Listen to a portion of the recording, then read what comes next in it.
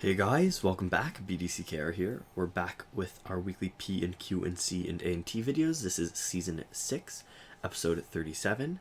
For those who don't know, P&Q&C&A&T videos are basically a glorified version of a Q&A video where we have some extra letters just in case there are different types of comments that we were responding to, which is going to be increasingly relevant in this video, I think.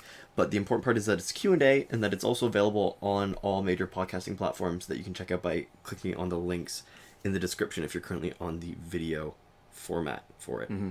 And so today we've got a bit of an interesting situation because this is the first time since we started doing it where in the past 7-day period we don't have any sort of jumping off point questions for our Q&A video. So you can, look at the questions over the past week as we have, but we've looked through them. And they're pretty much all just sort of the standard questions about stuff. I guess I'm just curious because we have the YouTube studio on the back end to be able to flip through like a week's worth of questions of the channel. I don't think viewers have that same ability, right? That's true. They'd have more trouble finding the questions. So I guess the point really is it's not that there's no questions. There are questions, but they're relatively straightforward. They're sort of they're easier to answer as just like a couple sentences in response typed out than it is as a point of discussion, right? Cause, like when is the new update coming out? What's the best way to grind gear shards? How can I get a lot of gold? Stuff like that. Right, and it's been asked before. There hasn't been any really material change, and it's not so much a discussion because information questions are kind of different, right? Mm-hmm. And we've sort of leaned a lot into the discussion part, the talking part for the podcast, which I guess what I've been seeing on the Reddit, the subreddit for Injustice, more so than usual, is just people talking about how there hasn't been an update, which is true. Yeah. How there's not a lot of content, and it's been even a bit more poignant where they're comparing. So Batman Day is coming up. They're comparing what Injustice 2 got for Batman Day last year and what Injustice 2 is going to get this year and what they think will Injustice Gods Among Us, basically Injustice 1 will get. And that, I didn't know this. Batman Day is not the same day every year. They've made it so it's a Saturday. Oh, okay. So it's like Thanksgiving. Yeah. So it's tied to the day of the week more so than a specific day. And I guess technically somebody was saying that Batman's day is really like March or something, sometime in the spring. So this is more just like a promotional. Wait, what do they mean technically? What's technical Batman Day? I honestly don't know. I read that in passing. Thought that's like when people go like, "Oh, Christmas isn't really Jesus' birthday, but like for a fake character." Yeah. I guess what we could have done today, and we still can, is talk about some of the current event stuff, like stuff that's happening in our lives. And the problem is that being Canada, the federal election coming up, that's really sort of what's going to have the biggest impact in our lives in the next little bit. Yeah, but we can also talk a little bit about what not having questions means and what no updates means for both Injustice and for this channel. This is a good opportunity if you have a question that you think we could talk about in depth on this recap or Q&A. Sorry, recap's a different thing. Feel free to ask us now. This is a good opportunity because we do need that sweet content if we are going to continue making these videos. Well, so here's the thing, right? Because of that, it feels like more so than previous times where people were asking, it does actually feel like it's getting to be the end of Injustice. Not so much because of the content, but because of the audience. And it might be more actually the end of our channel than it is the end of Injustice, because maybe there are a bunch of Injustice players. They're not asking us questions the same way. Yeah.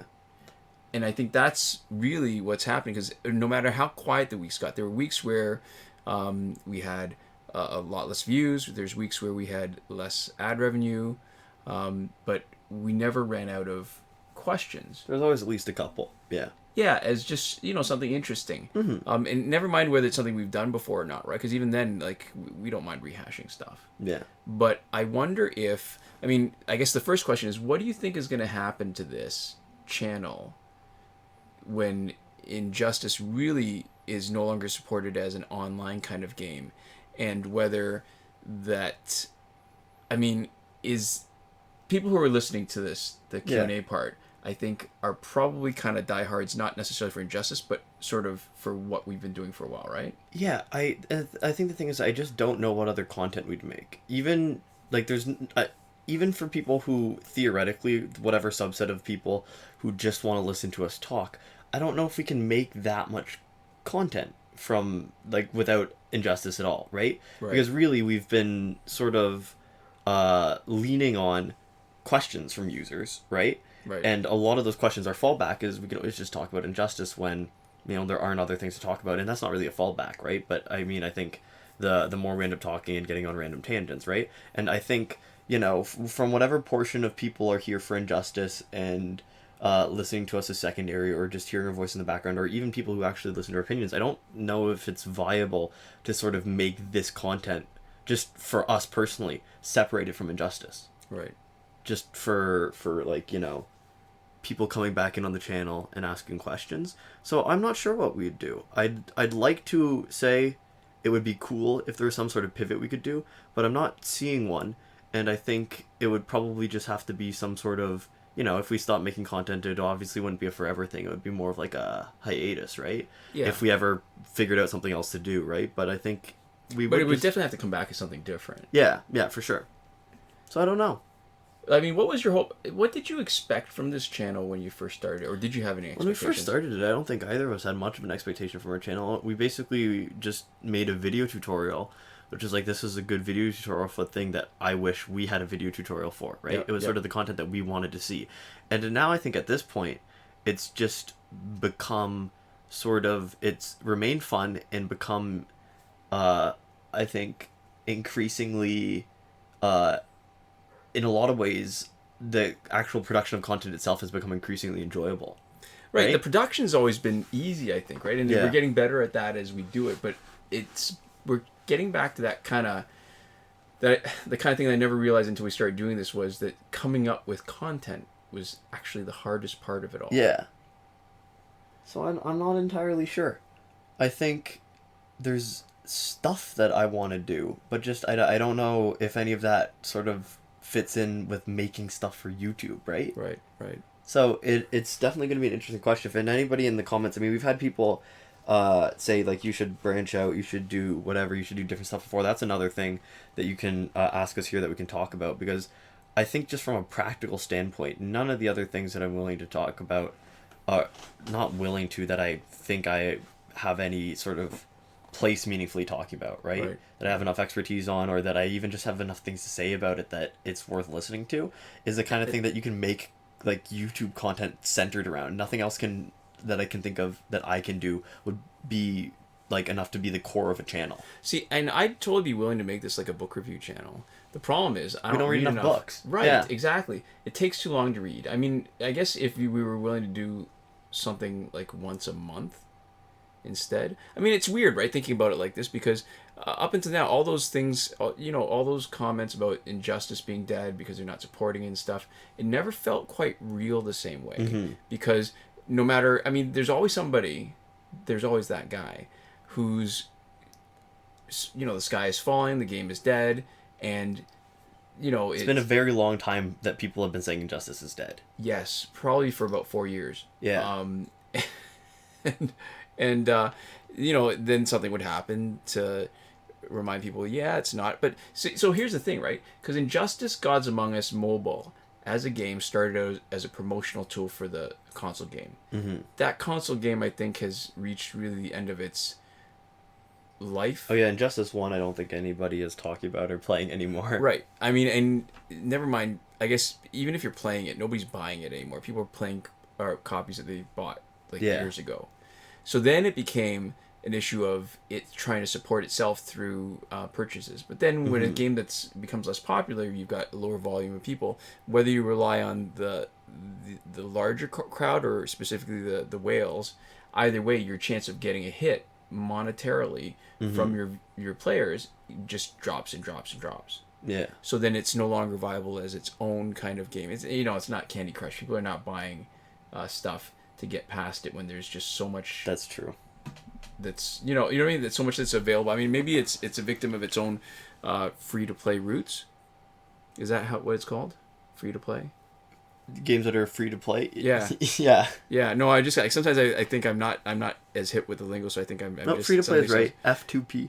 Okay, so yeah, it's just Because even when there were a lot of good glitches, and you could get a lot of packs, there was still value in getting recharges to be able to play as much as you want, to leveling up in multiplayer. And that kills it too a little bit, where when you look at the leaders in the multiplayer board, people are still willing to hack it.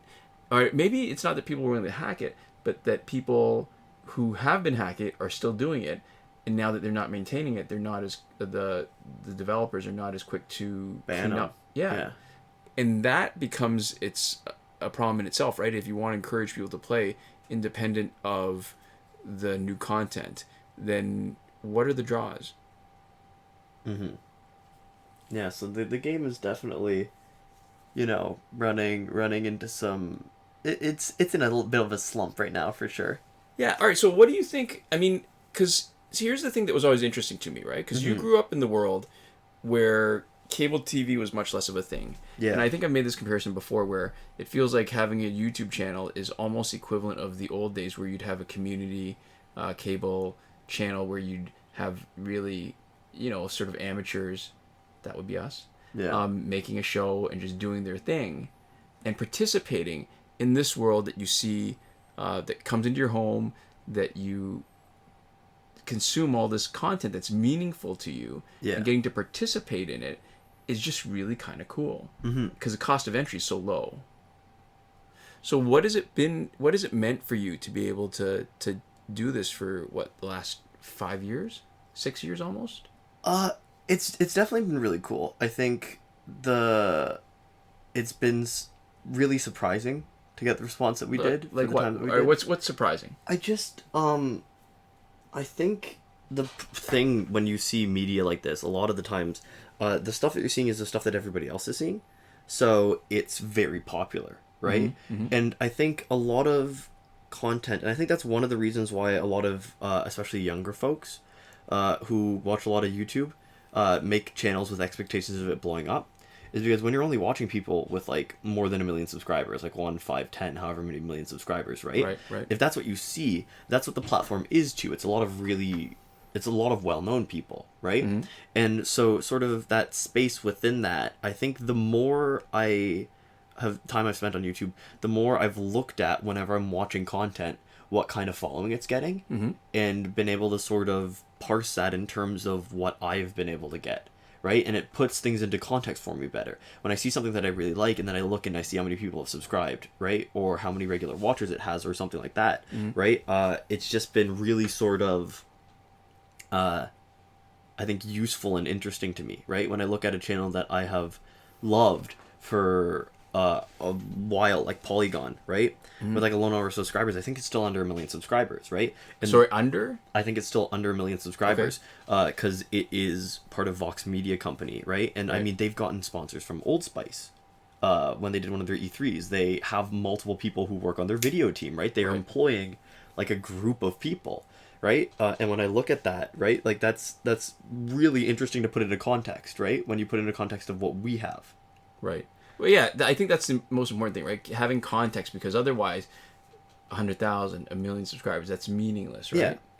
Yeah. So I think it's also been interesting to see this sort of smaller time space where, like, to me, I think before I started making this channel, people on YouTube either had really large audiences, and then there was a huge swath of people that had basically no audience, right? People who would just make videos for like whatever, their friends, right? And subscribe to them.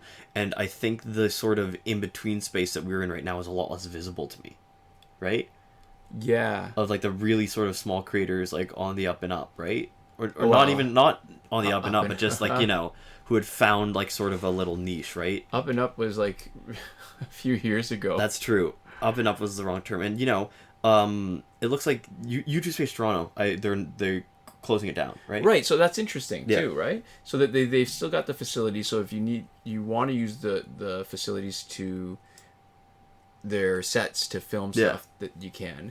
But it's been a couple of years now that they've really had no social events anymore. Yeah, and they're running YouTube Space Canada, because there was only one in Canada. They're doing pop-up shops, basically, right. Is the mall that they're switching over to.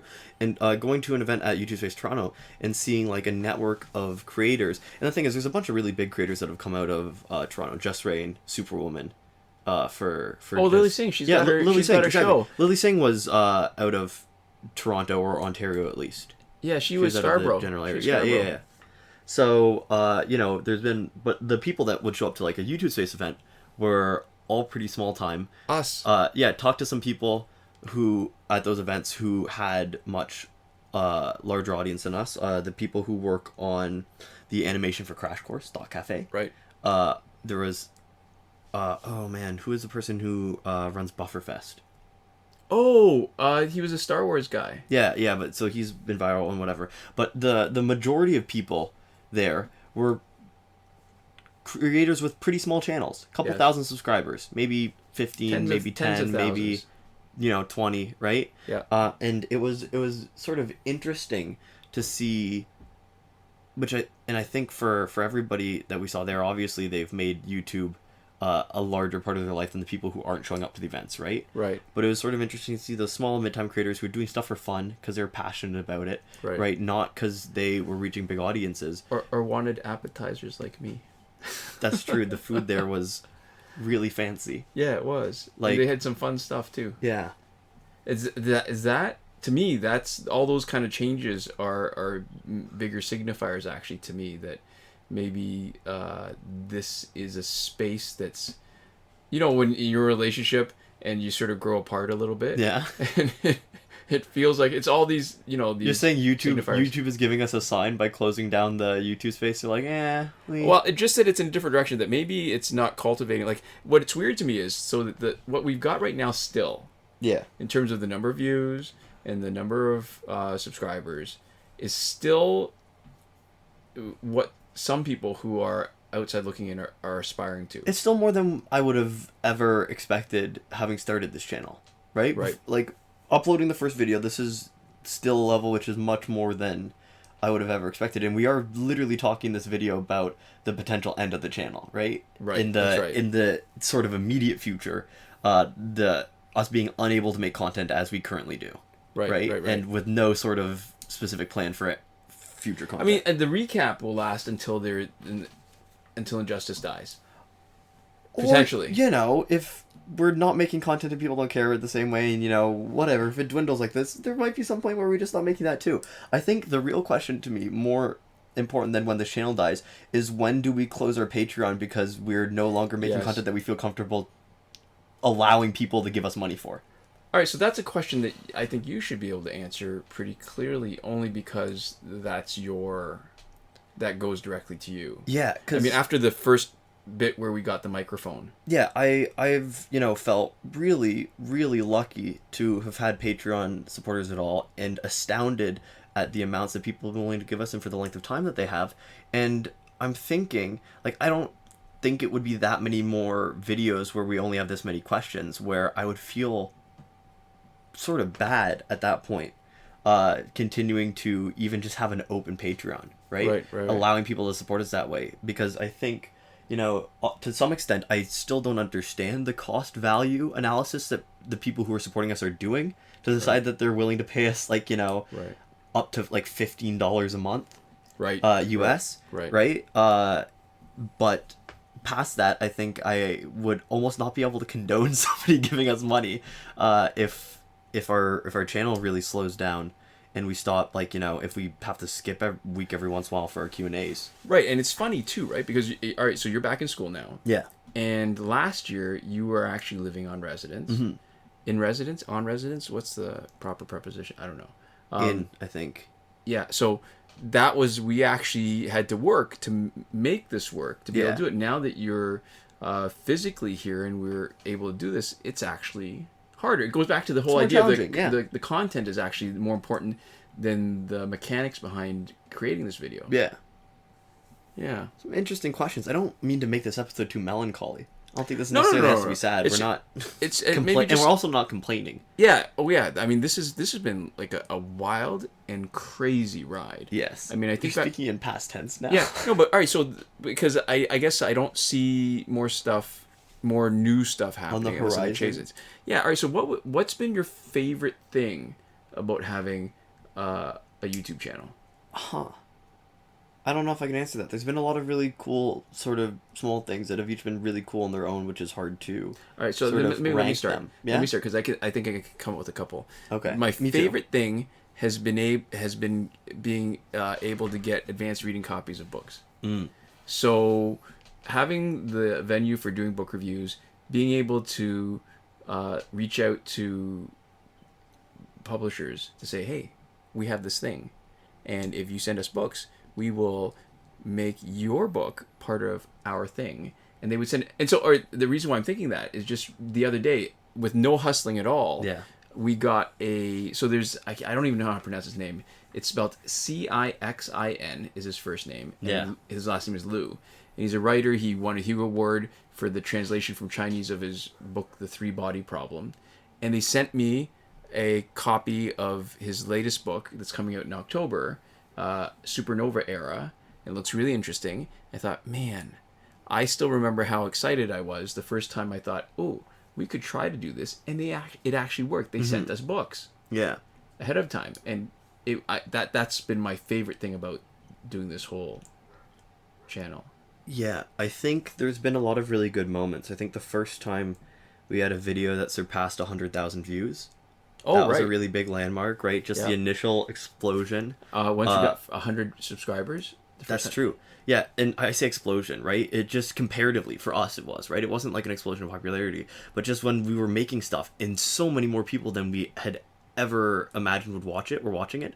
There was a lot of really cool, really exciting moments then. I was also much younger, so I could bring a sort of childlike wonder and excitement to it. Childlike, literal, because I was literally a child, right? It's not, what does that mean? It's not like a childlike wonder as it is like a childish wonder? But there's a wrong connotation of that. I could bring but there's a certain level of excitement that I think being a kid and having that many people see a thing that I made, it sort of amplified it, right? They complemented each other. Right. So that was really cool. Getting like free sci-fi block for a while.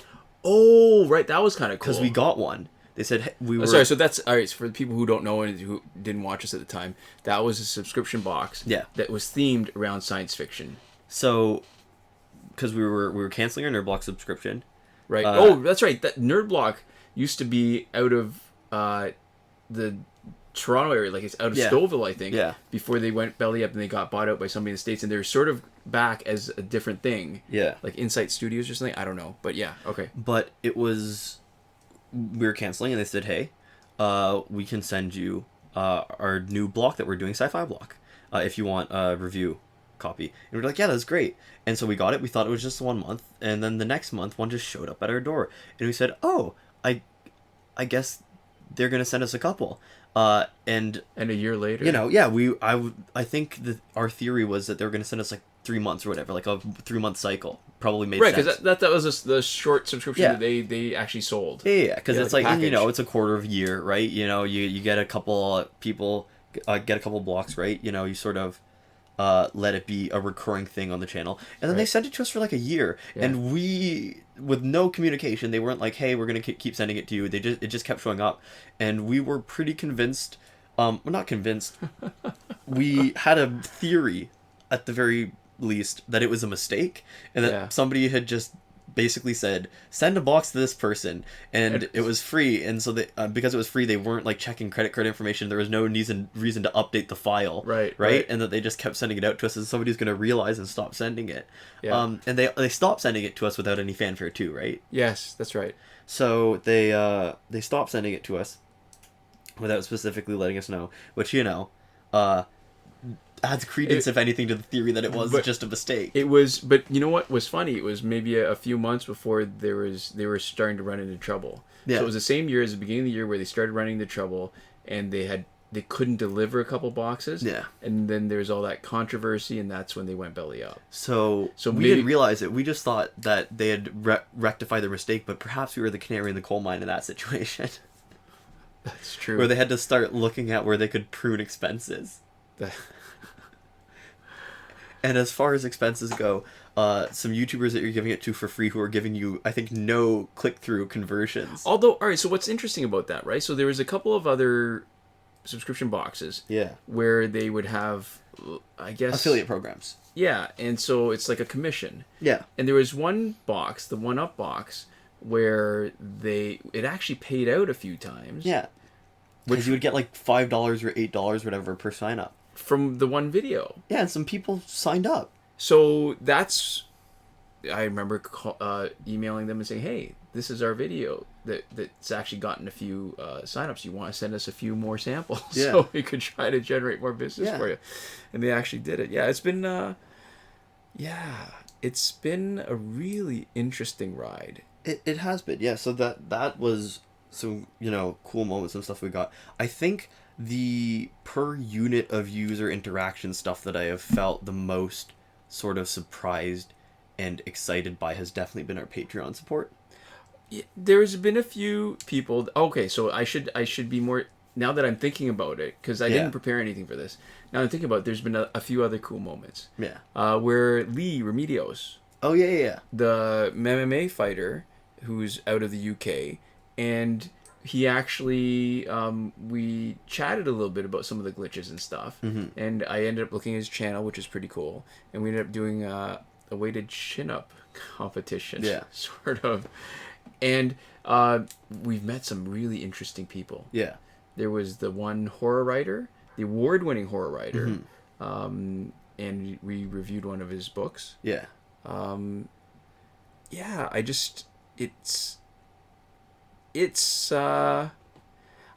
don't know what I thought would happen with this. I mean, the idea is that mobile games have very short lifespans. Yeah. And until very recently, I hadn't really thought about the idea that this was going to end all that seriously. But it does feel like something's changing. Yeah. There's also been, I think, one thing that's been really cool, and I'm not going to say anybody's name specifically here because I think it would be unfair and maybe leave a bad taste in anybody's mouth who gets left out, who I would like to include here. But there's also been a lot of commenters that I think have come back, or who have been around, who have gotten very active for like a span of like a month or two, right? Where I recognize their names, I know when they come up, and they feel like consistent sort of members of a community. Right. That's exactly what I was thinking of when you were saying that. And I like I said, I don't want to say anybody's name, right? Because, I don't want to have a list and then miss anybody, right? But there's a lot of people who are coming to mind who, like, and we'll say that when they have a comment, right, and we address it, we go, oh, that seems familiar.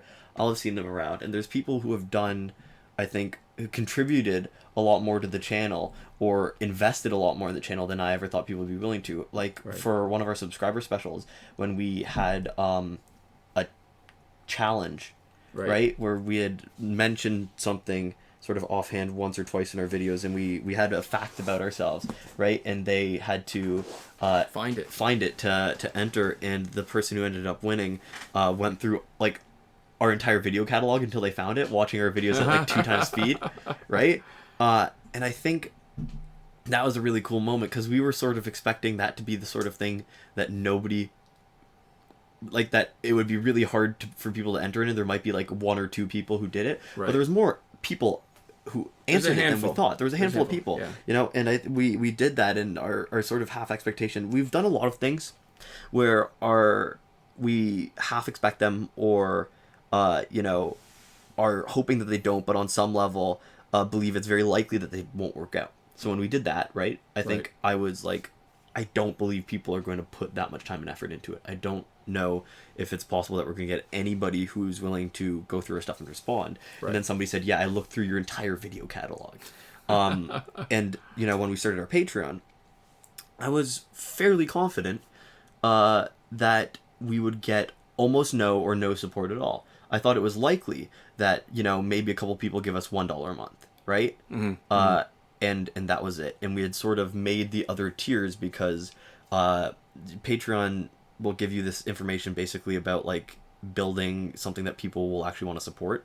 Right. And they say, like if you give people tiers, right, it's like a psychology thing. If you give people tiers, right, it places those values in their mind, right? And you're supposed to give them like valuable rewards. And so it was starting the Patreon for me, because I ended up handling, I think, the Patreon a little more. Yeah. Oh yeah. Was just like, okay, what can we offer people as a reward that feels compelling and is meaningful that doesn't involve us like putting effort into that we would take away from the channel, because the Patreon was never about like sort of taking away from the channel or doing things differently. Right. Yeah, and what you mean, I think what you're talking about and hinting at is having videos that are locked just to patrons. Yeah, so we didn't want to do anything significant that was locked just to patrons. We didn't want to be like, oh, get our videos 3 days earlier, because we like it better when our filming schedule is we make a video and then we upload it as fast as possible. That's right, yep. And, you know, sort of putting that time delay on stuff, especially when we were doing more team videos and there was updates happening faster, putting time delays on stuff was a recipe for having videos get... Yeah, basically lost because they didn't mean anything anymore. They weren't significant in the same way. So we didn't want to do any of that. And so we had sort of settled on, you know, like reading people's names out, right? We had our different tier levels. And so a couple things surprised me. I think what surprised me is how perfectly the people who ended up supporting us on Patreon aligned with the people or the feelings that we wanted people to have going into it. Right? Where we said, first and foremost, you know, this is if you feel like supporting us and that's it. And, you know, we have all these reward tiers and people by and large just seem to want to support us at that amount of money and or take advantage of the rewards. Yeah. It's not that the rewards are the thing that's important to them. Right. And I think that's been really cool to see, actually, because I think that's the one thing that gives me some comfort with the Patreon support is that for, you know, however I felt about it, it feels like from the input that we've gotten from them, they feel a very similar way about their support of us, which is really sort of which is why I think we need to wrap it up properly before it just dies its own death. Yeah, because I think they have shown a lot of sort of like respect for us and our stuff. Yeah. And we've really appreciated it, but I definitely, there is going to be a point, and I think it's probably happening pretty soon, where I'm going to feel uncomfortable having that sort of support from them. But in the meantime, we're at a video here. Let's give them a massive thank you. We've been talking about you a lot, and you are one of the better things about this channel still, along with, you know, everybody who's been interacting with us and commenting. So a huge thank you to Console Peasant, who's supporting us at the highest tier, Last Word, John Auriemma at the Your Message Here tier, Shawn, Farrell, Daniel Simonson, Aaron Mall, and Michael DeVries, who support us on the credited level, and Eddie G, and Chris Wolf at the gratitude level. Yeah. So right here at the end, a very genuine thank you to all of you for watching or supporting this content however you do. And we'll see you next time, hopefully. Komoda!